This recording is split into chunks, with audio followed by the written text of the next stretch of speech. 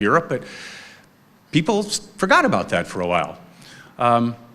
We've had some crises recently that maybe worry us. Of course, obviously, Russia's invasion and occupation of Ukraine, but that also woke us up. I was running a think tank in Tallinn for a couple of years, for 3 years, and when I arrived there in 2012, President at the time, Ilves, said, please make your primary mission. It's a Ministry of Defense think tank, International Center for Defense and Security in Tallinn. So the president said, please make your primary mission to reawaken Washington to the reality that the geopolitical work in the Baltic region, extended, including Poland, of course, isn't over.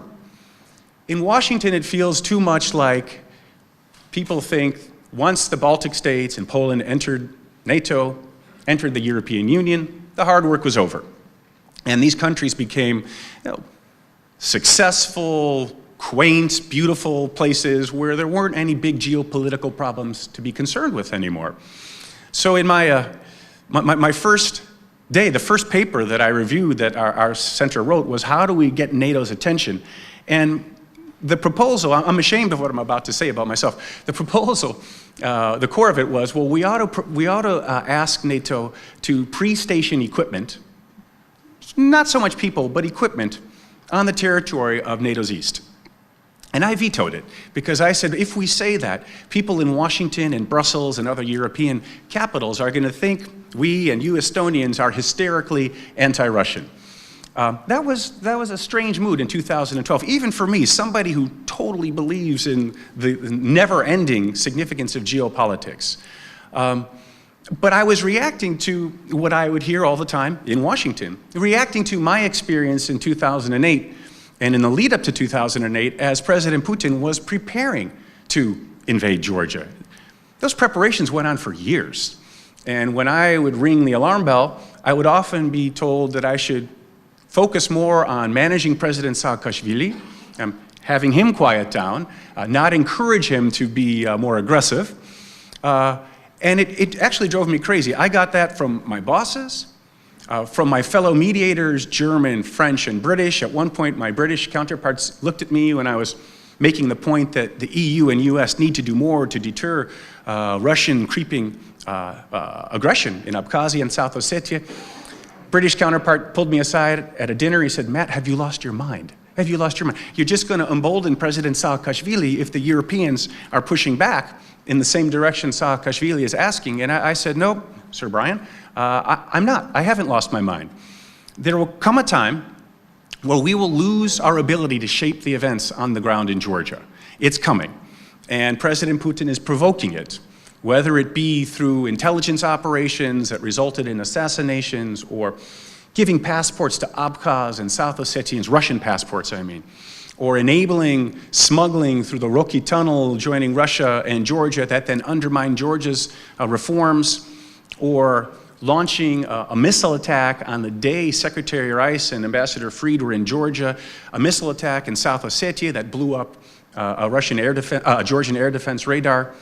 These provocations were coming, but it was an inconvenient truth for many in Washington and in Europe that Russia could possibly really be moving in this direction of aggression towards Georgia. So my assignment was constantly to get Saakashvili to calm down and let us move on with our other business at that time, which was recognizing Kosovo as an independent state.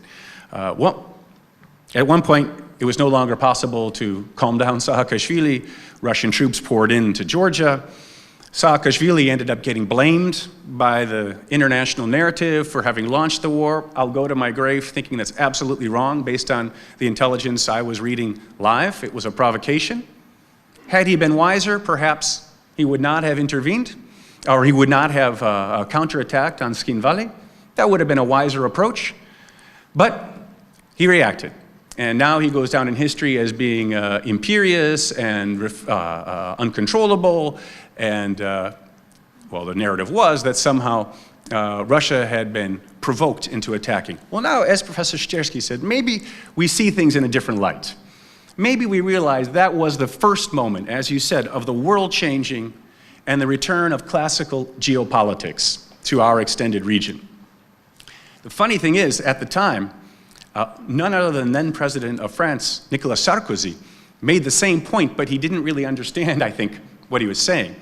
If you go back and read the Washington Post on, I think it was August 18th of 2008, you can Google it, he had an op-ed in which he said, essentially, to paraphrase, okay, this is terrible what happened, but really, Russia's not going to leave Georgia, so let's move on, which I'll get to that phrase, move on, in a second, in the context of Secretary Tillerson.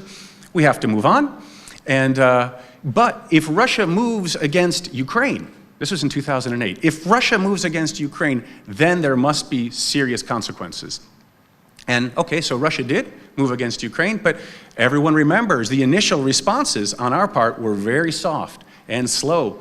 Secretary of State Kerry, I remember, in the beginning was saying, remember the quote, he said, yes, this is a problematic situation, but Ukraine has not become, how did he put it, an object of East-West competition between the US and its NATO allies and Russia.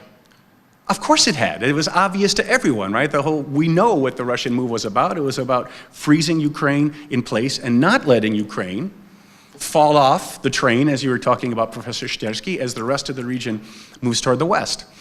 I even talked to Nick Gowing. If many people know who he is, he's an anchor on BBC. I was at the Brussels Forum, and I called him on this. At the time, he said, this was in February of 2014, Russian troops appear to have crossed the border into eastern Ukraine. They were having a military exercise there. That must all be some sort of a misunderstanding. It couldn't be that Russian troops moved into Ukraine by design. He said that live on TV. And so 2 months later, or a month later, I saw him in Brussels and asked him, do you realize you said that, Nick? He said, did I actually say that? He said, yeah, yes, you did. And he said, oh, well, you know, just like you, I was reacting to events just as they were happening.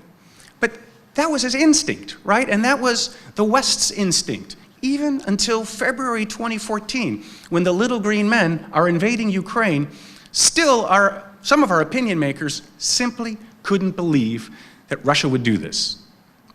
So that kind of gets us to today. Oh, and the good side. So we finally woke up after the Russian invasion of Ukraine and occupation.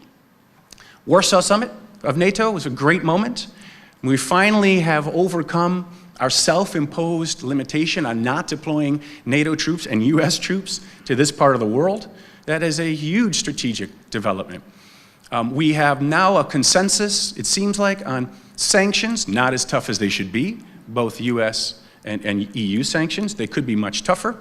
Still, the conventional wisdom is Russia and Putin's Russia have stepped beyond the constrict of civilized behavior of the international legal system that we all came to, well, commit ourselves to after World War II. That part's good.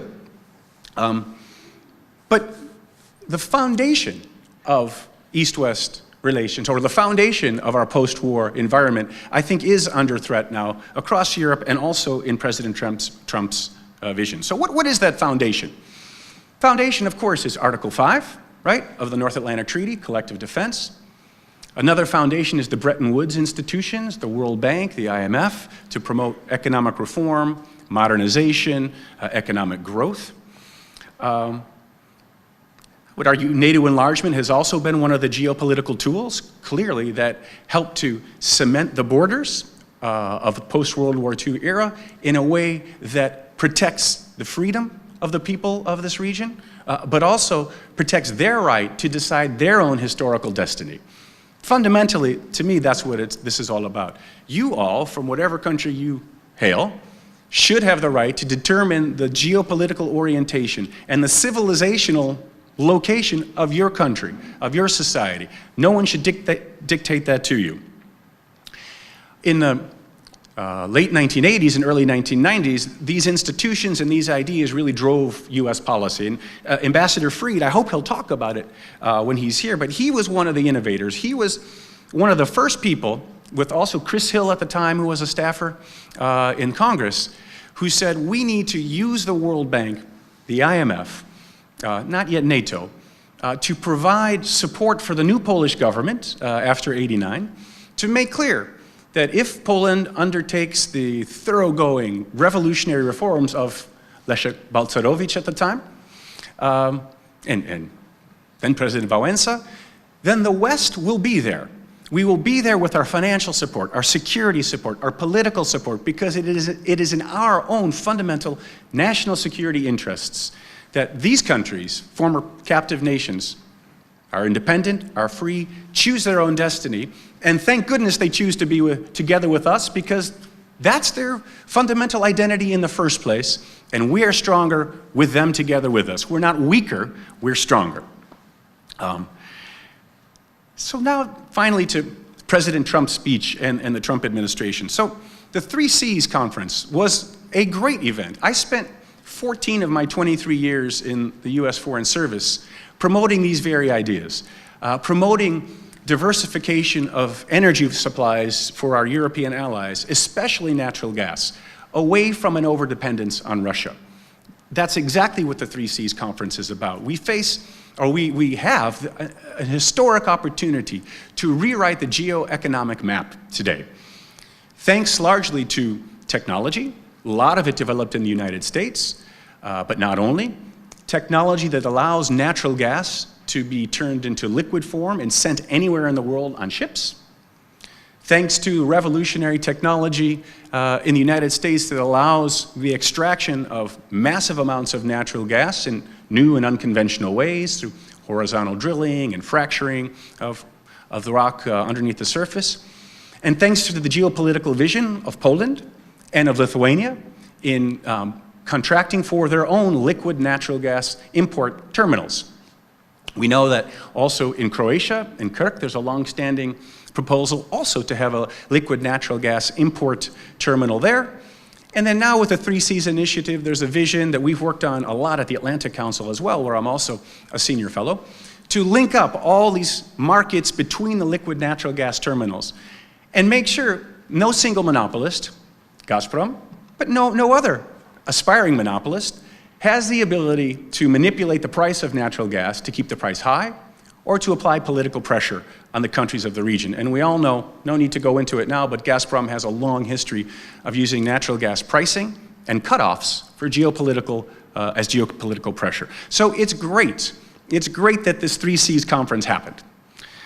It's amazing that President Trump spoke at it. I mean, in my 14 years working on these issues, it was impossible that the US president would show up at an event on this topic. It was the issue of pipeline interconnections, liquid natural gas, pricing, monopolistic pricing, that is so down in the weeds. The US president would really probably never take the time to do it. I had one exchange with President Bush on it, and this was back in like 2006, after the Russians cut off the gas the first time to Ukraine and the EU. And he said, okay, now let me get this straight.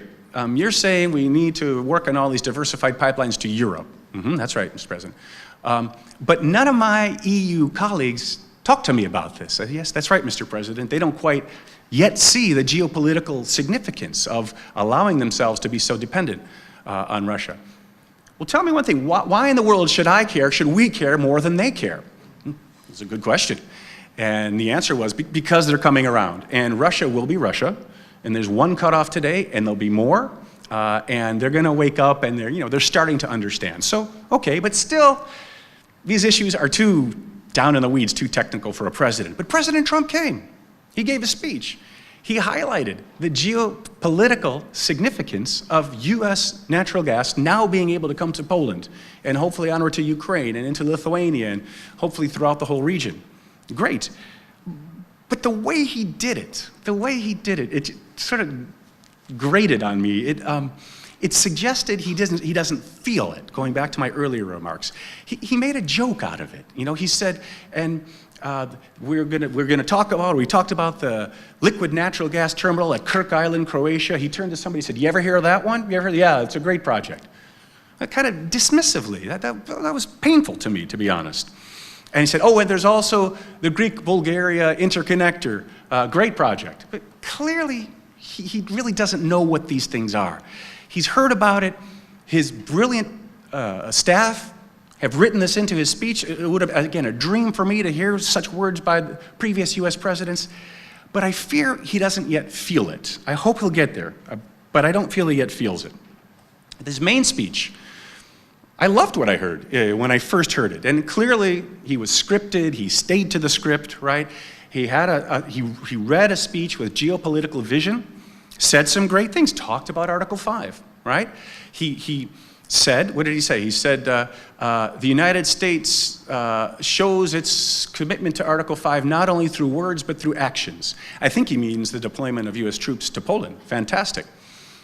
But he didn't say, I unequivocally stand by Article 5. I reiterate that the United States will never swerve from its commitment to the collective security of all of our NATO allies, right? I mean, after the debacle at NATO headquarters, you recall, in May when he visited, in front of the monument to Article 5, which consists of the twisted steel from the Twin Towers, the World Trade Center in New York, which is the first and only time Article 5 has ever been invoked, right, to defend the United States.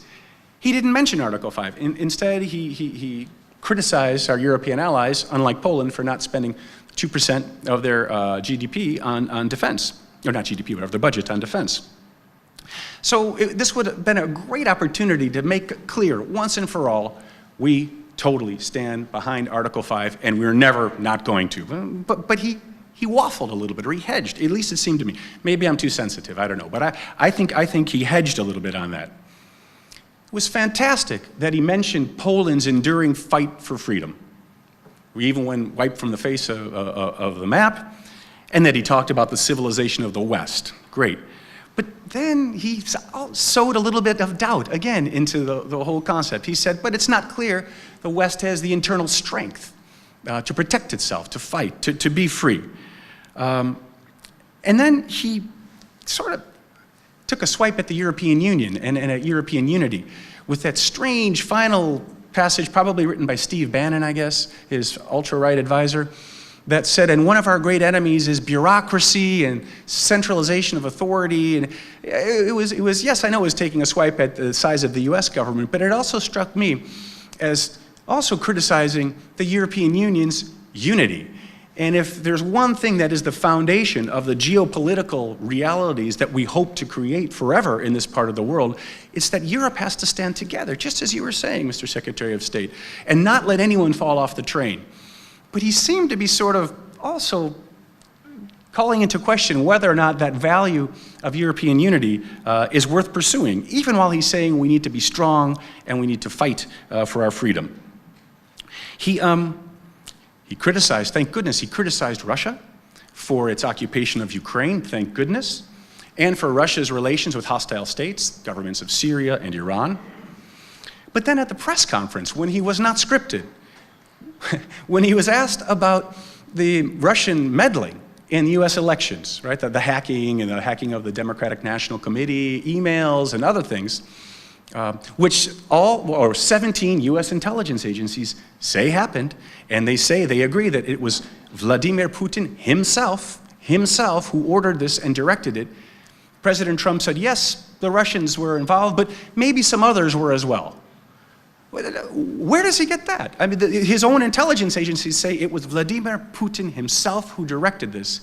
Nothing about any other country. And if you go back and read, there was an amazing story it was at the Washington Post a couple of weeks ago about the Obama administration's failure to do anything before the election when it was found out by the then administration that this hacking was happening and that President Putin was directing it. One former senior Obama administration official is quoted as saying, this is maybe our biggest failure, that we failed to bring out this information to the world before the election happened. President Trump is saying, well, okay, the Russians were involved, but maybe others were, so maybe this thing that the Obama administration says is our biggest failure, maybe it's not that big of a problem, and maybe we should move on. So what's he doing? Why are there these contradictions in what his staff says and what he says? I think what he was doing was trying to protect his flank against criticism in Washington about the ties of his team and his family to Russian security services on the one hand, because that is a huge, as we know, scandal in Washington. So he wanted to look tough, but he also wanted not to go too far and make upset the man he's about to meet for the first time, President Putin. By the way, there was an extraordinary story in the New York Times yesterday. I'm sure everybody has seen this, saying that Donald Trump Jr.